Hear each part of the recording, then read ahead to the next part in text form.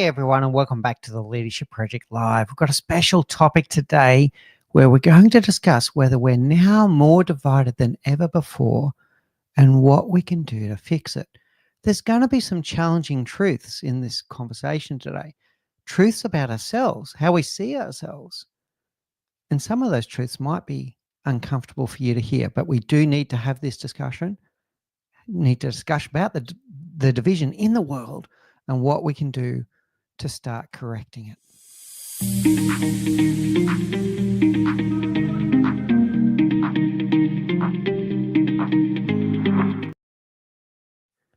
So welcome back to the Leadership Project Live. It is a really important topic that we need to go through today.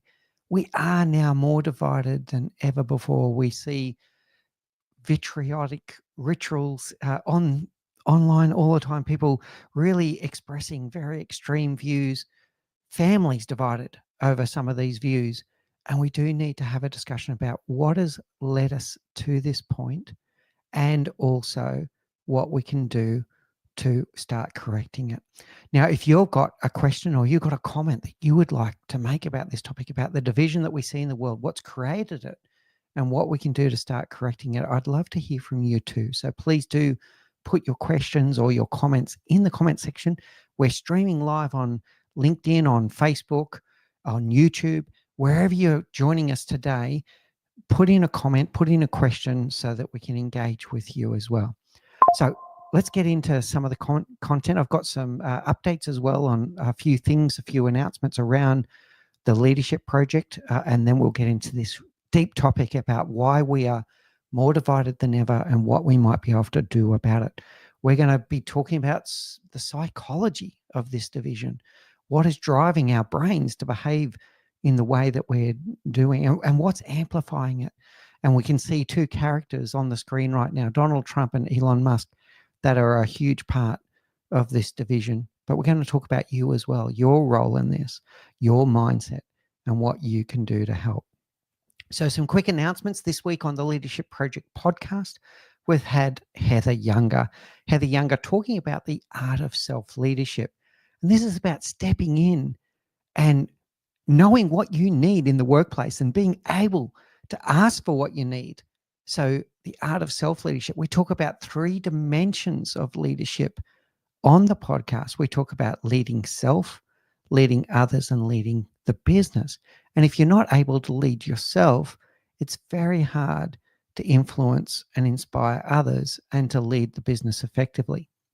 Also coming up in the next month, next week we have Sabina Nawaz, who talks to us about the art of delegation and introduces us a really powerful tool called the Delegation Dial. You don't want to miss that. We have Jamie Wolf and Chris Bell that talk us through the process of inclusivity in storytelling. How do we make sure that our stories are inclusive? They're both ex-Pixar executives. We also have Kyle McDowell. You've heard of Start With Why from Simon Sinek. Kyle talks about Begin With We. It's a really powerful framework. You don't want to miss that. And Professor Henrik Bresman from INSEAD talks to us about a framework that he has put together with also another professor from MIT called X Teams, looking at whether we should be more externally focused as our teams instead of getting stuck in very much an internal focus. Okay, so let's get into today's content. I've got some key questions for you. Like, are we thinking for ourselves? Are we thinking for ourselves? Or only thinking about what is getting fed to us?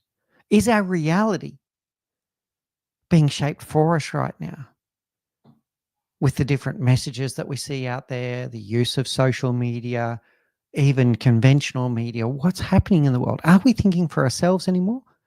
Are we critically thinking? Or is our thinking being shaped for us?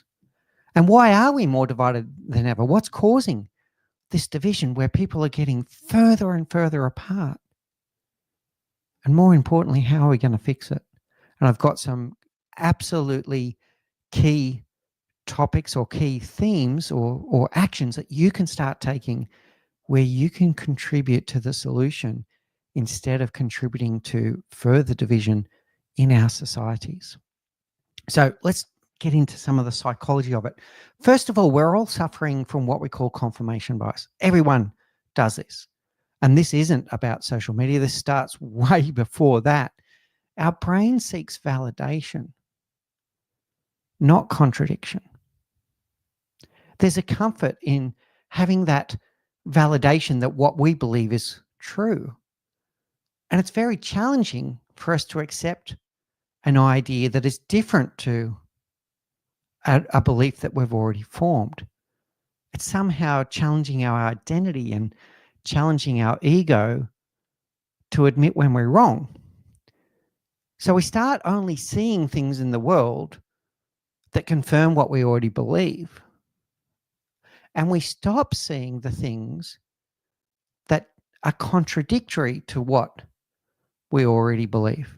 Now, this happens in the workplace. This is the leadership project. We'll talk about leadership. We start seeing that in our people.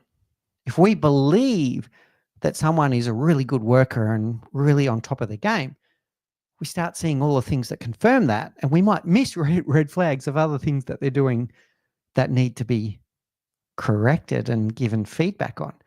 And the same, if we think someone's on a spiral downwards and we think, oh, this person's a mismatch, they don't belong around here, they don't fit, we start seeing all the things that confirm what we already believe and missing the signals that actually no, they're actually trying really hard and they're doing their best. So confirmation bias shows up in all kinds of forms, in your daily life, in your work life, in your family life, and it shows up in your consumption of information, particularly around social media. So that then comes to another psychological phenomena, which is projection bias. As Carl Jung put it, the most dangerous psychological mistake is the projection of the shadow on to others, our shadow. This is the root of what he believes most conflicts come from. So if you find yourself, to explain this a little bit deeper, if you find yourself starting a sentence with, oh, that person only did that because, and you start coming up with what you think is some kind of rational or even irrational explanation of their behavior, what Jung is telling us is because you thought that yourself. That was a projection of your own shadow, your own weaknesses, your own insecurities.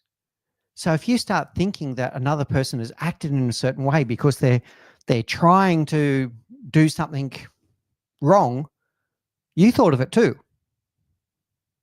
So it's a projection of your own biases and your own thinking onto the other person without the critical thinking to think about whether it's true or not. You didn't test that assumption. When we talk about Carl Jung's mentor, Freud, he talks about it from the id to the ego to the superego, where the id is very primitive and it's all about basic fundamental needs, and the id has got very dark parts of yourself, your basic brain of a part of your brain, the id, and what Carl Jung later on talks about as being the shadow. There's this dark part inside you. Then you've got your ego, which is your sense of self. Who do you think you are and what your values are? And then Freud talks about what's called the superego. And the superego is formed by what we think are societal expectations of the way that we'll behave. And the ego ends up being the battle in between the id, the one that will say anything that comes into your mind, whether it's useful or not, whether it's harmful or not, versus the superego, or we don't behave like that in this society. And the ego is the battle in between. So when you're finding yourself accusing someone else of a certain behavior, part of it is your shadow, part of it is your id coming out. And it's whether your ego and superego can battle against that in terms of making sure that you're not starting to accuse someone else of something that you're guilty of in your own mind. So be very careful of projection, and be careful not to project your own shadow onto others without evidence that that is indeed what they're thinking or the reason behind why they're behaving the way that they're behaving. Now, so we've got our own confirmation bias. We've got our own projection bias, and now it's about to be magnified by what we call algorithmic bias. Now, this is the relatively new one from the advent of social media. Social media algorithms are designed to maximize engagement, not to give you balanced information. They're there to keep you on the platform as long as possible so that they can sell more ad time, more AdSense, all of those different elements of how they make money is by whether your eyes are glued to that screen or not. So the algorithm is constantly checking in with what content you're engaging with. Are you watching that video longer? Are you pressing like? Are you pressing love? Are you making a comment? And it's getting these little signals, and it doesn't care what the content was. The algorithm does not care what the content was. It only cares whether you engage with that content. So let me give some examples here. If you go on to, let's use TikTok. The TikTok algorithm is probably the fastest at recognizing some of these things. So I'll use that as my example. If you go onto TikTok now and you watch a video telling you that the world is flat, and let me tell you, there's lots of content out there by people telling you that the world is flat, and you know it's not true. You've grown up with scientific evidence and scientific proof that the world is a spheroid oblate. It's an oblate spheroid. So it's a globe, right? So you know the world is a globe, and yet you start getting these videos that contradict that view, and you go, hang on a second, no, the world's not flat. But then you start watching the video because you're curious to go, how on earth could these people think the world is flat? But before you know it, you've watched the whole video. Then the algorithm goes, oh, Mick seems to like these videos about the earth is flat, so I'm going to give him another one. And then I watch that entire video.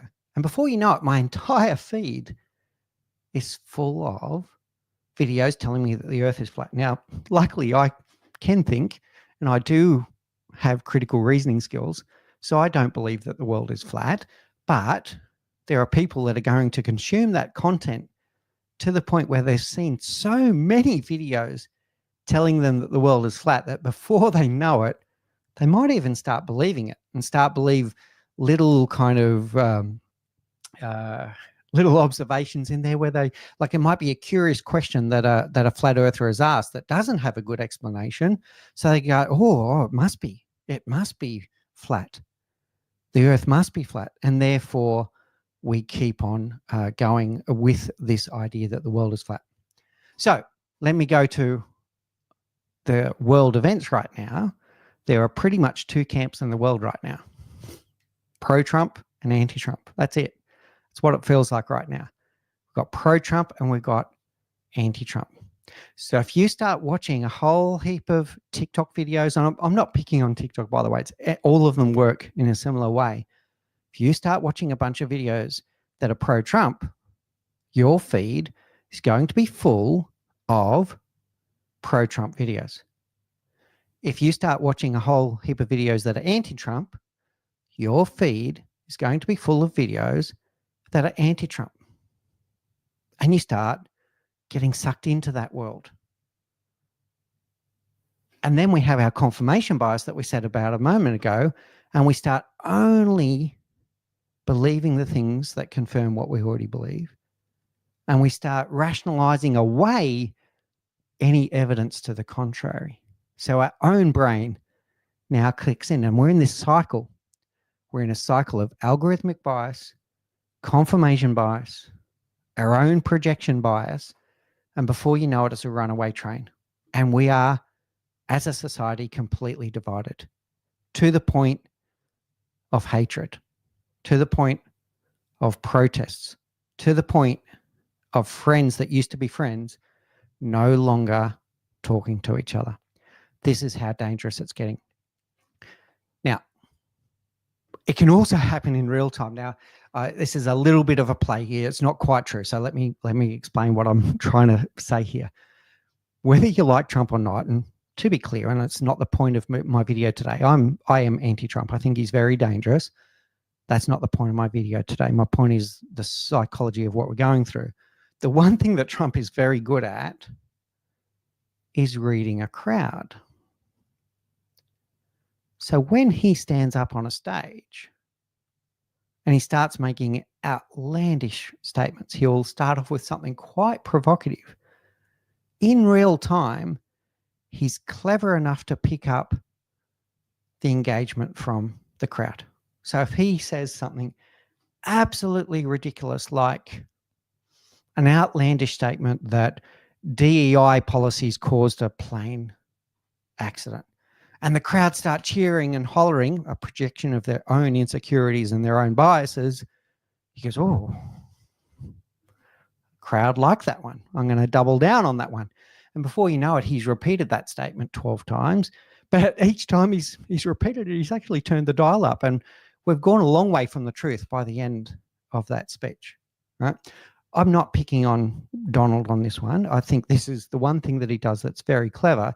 He knows how to read a crowd and he knows how to play on it. But you can see, even in his brain, how that bias is just getting amplified. The other one is the most recent one. He made an announcement this week that he's going to invite non-traditional media into the White House for all of those press briefings that they do, where it's usually CNN, Fox, traditional media outlets. He's put out a call this week that allows podcasters, social media influencers, other non-traditional media organizations to apply for credentials to come and report on White House activities. Why am I bringing this up? This is going to be immediately an example of the bias. So everyone that is pro-Trump is going to interpret those actions as being, look at that, freedom of speech. Isn't it amazing? Everyone that is anti-Trump is going to go, yeah, but they have to apply for credentials, and he's only going to let the people in the room that support his message. And anyone that asks him a challenging question that challenges his reasoning, his authority, his positioning, is going to get kicked out of the room. So you can see, just with one policy announcement, our biases instantly kick in and we end up with two camps. That is what has happened in the world. Okay.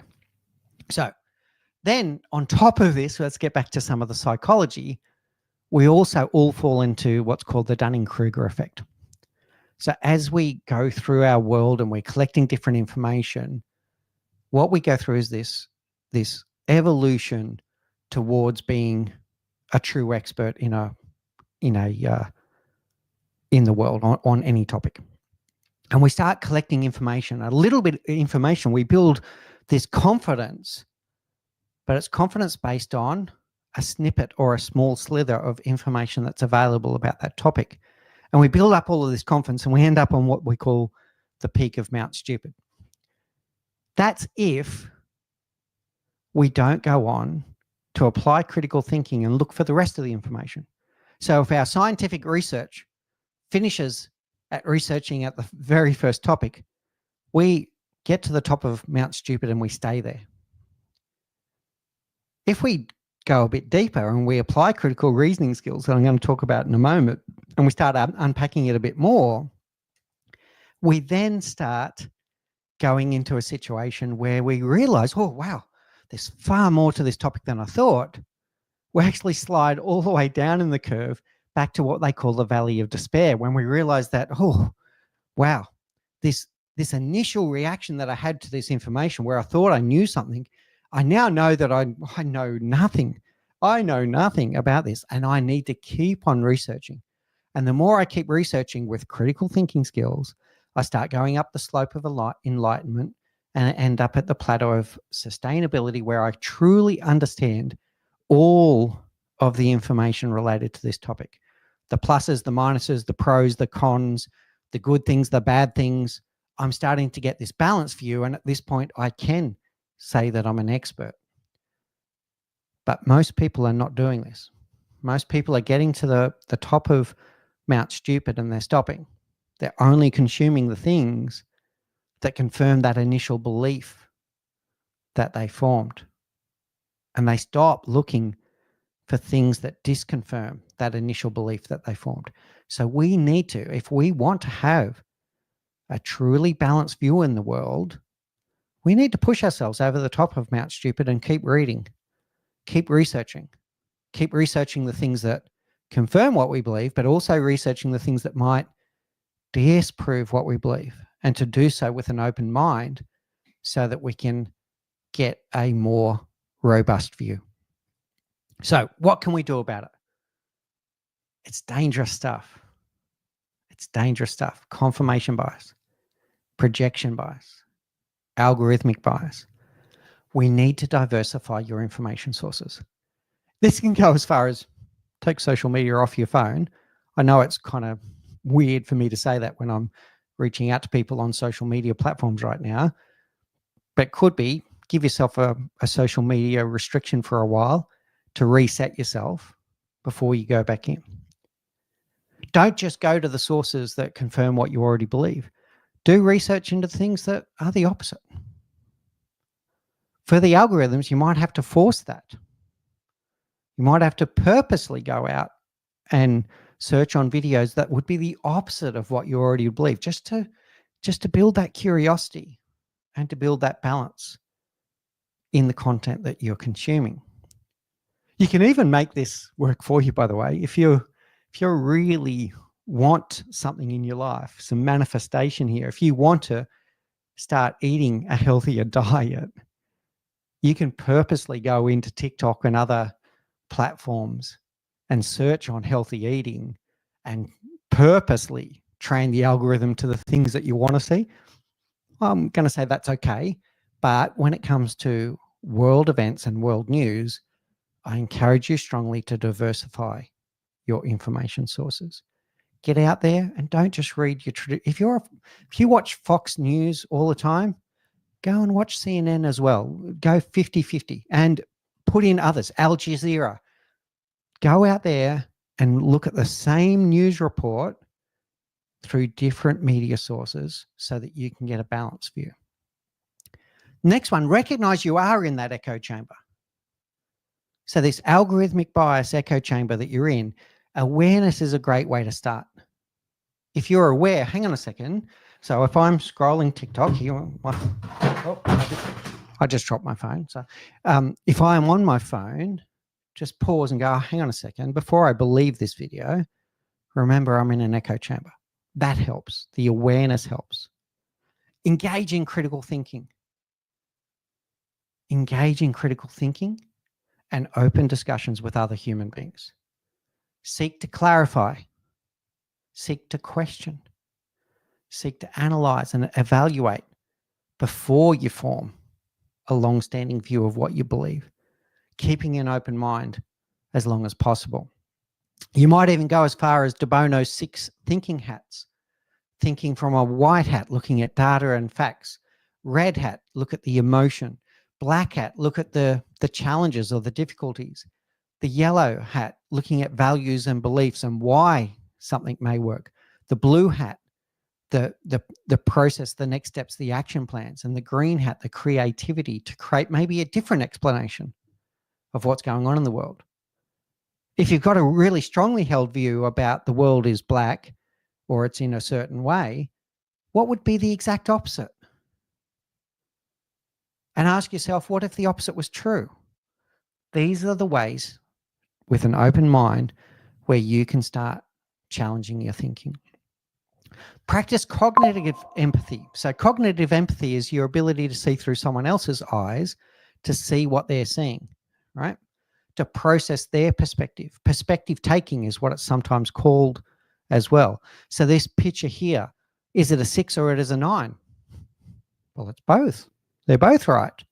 Might even be a G if you look at it a different way, or another symbol altogether. Look at it through different perspectives. Use perspective taking. Put yourself in someone else's shoes and see the world through their eyes. And finally, practice deep listening. This is the work of Otto Scharmer. Otto Scharmer, in his work Theory U, or generative listening is also a term it's called, He talks about listening in 4 levels, and most of us get stuck at level 1. Level 1 is downloading. Level 1 is only listening to things that confirm what we already believe, what we've been talking about today, the confirmation bias. Level 2 is listening with an open mind, to be able to keep an open mind to new data that may disconfirm what we already believed, right? So an open mind. Level 3, listening with an open heart, seeing the world through someone else's eyes, including the emotion of the situation. Level 4 is listening with an open will. An open will to imagine a new reality that you hadn't thought of before. And this is where co-creation lives. This is why discussing it with other human beings is so powerful. If you can have a discussion with another human being that has a contrary view to the world of you, and you can truly listen to each other, you'll find a new truth.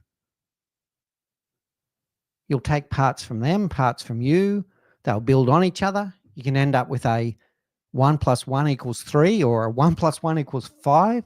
You can end up with a new solution, a new reality that is even greater than the sum of the parts, if we're truly deeply listening to each other. Okay, now as we've been going, we've been getting lots of comments through. So I want to go through some of the comments that have come into the feed as we've gone. So we'll be doing this live. I hope the comments are respectful. I think they will be. So here from MS Studios, algorithmic bias feeds us content that aligns with what we already believe, regardless of its accuracy. Absolutely. That's exactly what it does. And the algorithm doesn't care about whether it's true or not.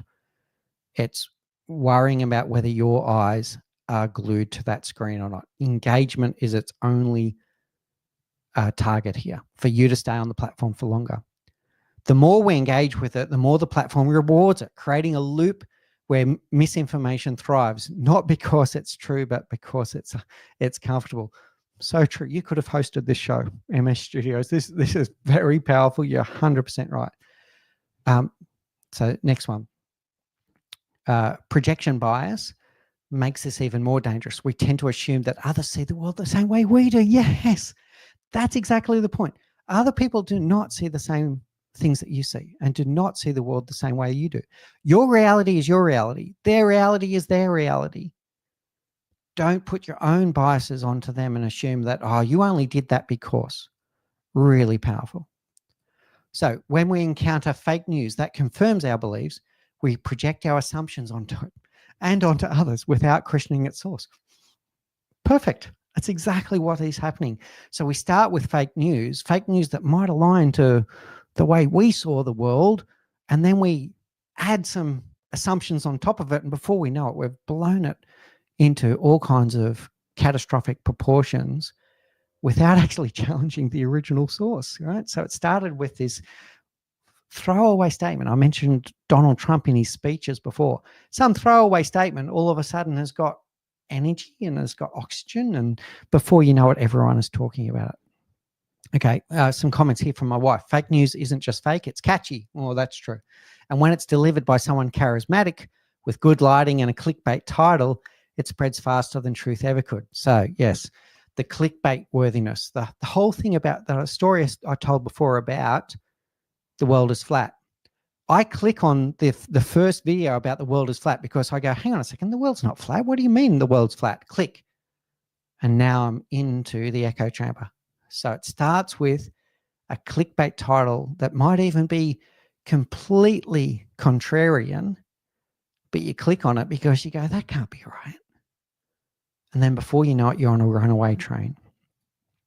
And yeah, my wife also saying that Donald Trump branded the word fake news. We didn't even use that term until he came along. Now, here's a question. Is that projection bias? Is that projection bias? When Donald Trump goes around saying, oh, fake news, it's because he does it himself. So he spreads fake news all the time. So when he hears something from someone else, it's easy for him to say, oh, that was fake news, because he does it all the time. So it's easy for him to explain fake news because he invented fake news. All right, really good.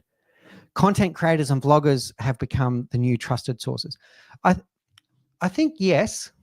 I think yes on this one, but still look at the the critical thinking skills, and don't go with one creator, one vlogger, even me. So you're consuming this now, and I'm going to say you're probably watching this because you want to hear from me and you considered me to be a trusted source.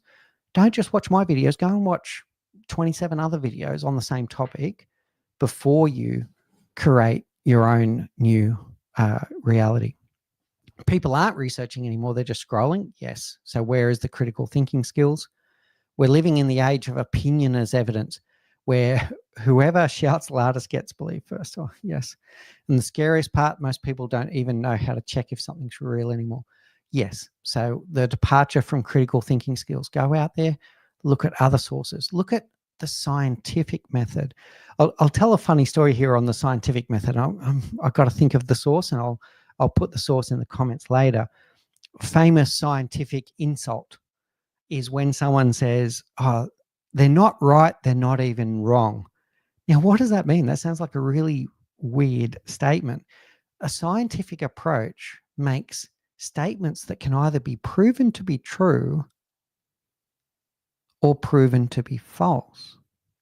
A scientific approach, I'm going to say it again, a scientific approach makes a statement that is so specific enough that it can either be proven to be true or it can be proven to be false. It's called falsifiability. If we don't use a scientific approach, we end up making generic statements that can't be proven true or false. So if you're looking at a statement on social media and it's so generic that you can't determine whether it's true or false, then that's not a scientific method of critical thinking. So you need to break things down into statements that have that air of falsifiability. If we want to break free, we have to be intentional. Yes. Subscribe to someone with a different point of view. Yes. Read news from sources outside your country. Yes. Listen without needing to agree. Yes. It's all about collecting information. It's not about whether you agree or not. It's about collecting perspectives, perspective taking. Really powerful, say. Really, really, really powerful. And it is an intentional act. It's not something that you do by accident. I mentioned before Fox, CNN, and Al Jazeera. I'm going to say, like, the multi-country thing is a really good one. So it might be go with CNN, BBC, Al Jazeera, ABC if you're in Australia. Go with different sources from different countries so you can get that balanced view. The internet isn't showing the full picture. It's showing you your picture reflected back at you over and over again. That's the echo chamber. That's not research, that's reinforcement. That's the algorithmic bias and the confirmation bias. So we just, and it's also the, actually you've covered most things in one sentence here. It's also the projection bias, right? So are we just looking at a reflection of our own securities by the end? And in a divided world, deep listening is a radical act. It is, but it's one that we must take. So if you really want to help to bring the world to the end of this division, you need critical thinking skills, and you need this ability to deeply listen to each other. Absolutely deeply listen to each other. Get beyond level one. Stop just listening to the things that confirm what you already believe. Allow new data in with an open mind. Allow new perspectives in with an open heart. And imagine a new reality with an open will, one that challenges what you already believe. And you do have to park your ego at the door. Remember what I said before. This means that you have to admit sometimes that you're wrong or that you weren't fully right. At least that. Right? So if you think about Dunning-Kruger before, it's not just about whether you're right or wrong. It's about that you didn't have the full picture. So when we start listening with an open will, we can start admitting when we're wrong or admitting that we didn't have the full facts. And therefore, we can imagine a new reality. All right. That's the topics for today. A couple of announcements as we close out and land the plane today. Don't forget that we have our coaching and leadership awards. So we have it open now that you can nominate someone as Coach of the Year or Leader of the Year. It might be your leader in your workplace that really inspires you and they never get the recognition that you think that they deserve. Could be a leader adjacent to you. We'd love to hear from you about your nominations for Coach of the Year and Leader of the Year, and we'll be announcing the winners in the coming months. I also want to remind that this week on the podcast, the Leadership Project podcast, we have Heather Younger talking about the art of self-leadership. And if you can't lead yourself, you can't lead others. And coming up in the next month, we have Sabina Nawaz next week talking about the delegation dial. We have Jamie Wolf and Chris Bell talking about inclusivity in storytelling, the two ex-Pixar executives. We have Kyle McDowell talking about Begin With We, really powerful framework, and Professor Henrik Bresman from INSEAD talking about his work with a professor at MIT on developing X teams and making sure that our teams are not always inwardly focused, but they're also outwardly focused. Thank you so much for joining us today. If you're enjoying our content, don't forget to subscribe, and we would love to hear from you. Give us a comment, give us a question.